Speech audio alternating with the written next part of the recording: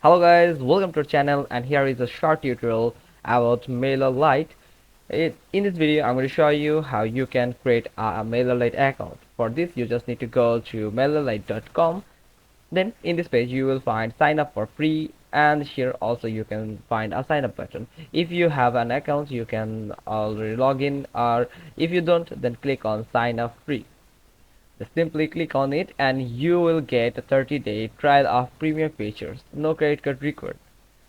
Then as soon as you click on it, you will find a form, sign up form. You just need to fill it out like for with a forever free plan. And here is the first one is company or organization. You just need to enter your company name or organization name, then your full name, your email address, and a password that will be one lowercase character, one uppercase character, one number, and must be should be 8 characters in minimum.